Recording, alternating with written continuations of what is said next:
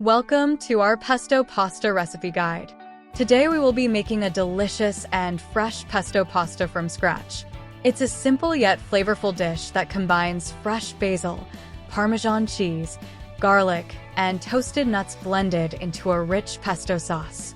Follow along step by step to create this delightful meal that's perfect for any occasion. Let's get started. Alright, let's get started with our pesto pasta. Here are the ingredients you'll need. 300 grams of pasta. You can use spaghetti, penne, or fusilli, whatever you prefer. 2 cups of fresh basil leaves. Make sure they are packed tightly. Half a cup of freshly grated Parmesan cheese. Half a cup of extra virgin olive oil. 1/3 cup of pine nuts or walnuts, and we'll toast these to bring out their flavor. 3 garlic cloves, minced. And, of course, salt and freshly ground black pepper to taste. Optionally, you can add half a cup of cherry tomatoes, halved for a fresh burst of flavor, and 1/3 of olives, halved for extra flavor. Let's get cooking. Alright, let's start by cooking the pasta. First, bring a large pot of salted water to a boil. You want the water to be salty like the sea. This will help flavor the pasta. Once the water is boiling, add your pasta. Follow the package instructions for cooking times and aim for al dente, which means the pasta should be firm to the bite. While the pasta is cooking, it's a good idea to stir occasionally to prevent sticking. Just before you drain the pasta, reserve about half a cup of the pasta cooking water. This starchy water can help loosen the pesto sauce later.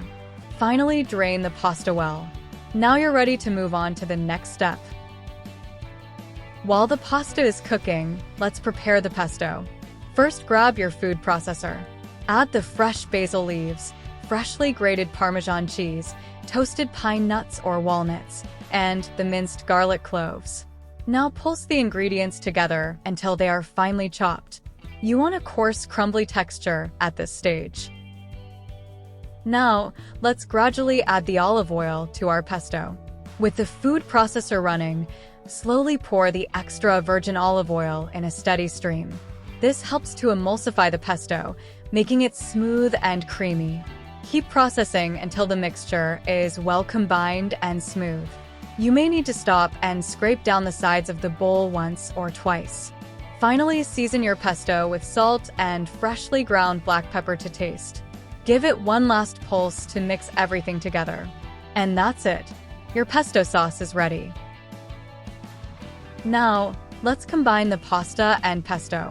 In a large skillet or the pot you used for cooking the pasta, add the drained pasta and the prepared pesto sauce. Toss everything gently to coat the pasta evenly with the pesto.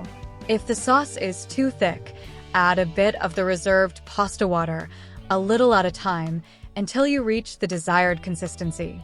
Make sure all the pasta is well coated with the pesto sauce. And that's it, your pesto pasta is ready to serve.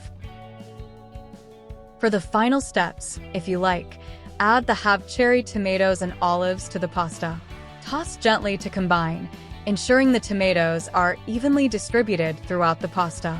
Serve your pesto pasta hot, and for an extra touch of flavor, garnish with some grated Parmesan cheese if you like. And lastly, here are some tips to perfect your pesto pasta. Toasting nuts. Toasting the pine nuts or walnuts enhances their flavor. You can toast them in a dry skillet over medium heat until they are lightly golden and fragrant, stirring frequently. Adjust consistency. If the pesto sauce is too thick, add a bit more olive oil or reserved pasta water to achieve the desired consistency. Storage. Pesto pasta can be stored in an airtight container in the refrigerator for up to 3 days. When you're ready to enjoy it again, reheat gently on the stove or in the microwave. Add a splash of water or olive oil to refresh the sauce. Now enjoy your homemade pesto pasta.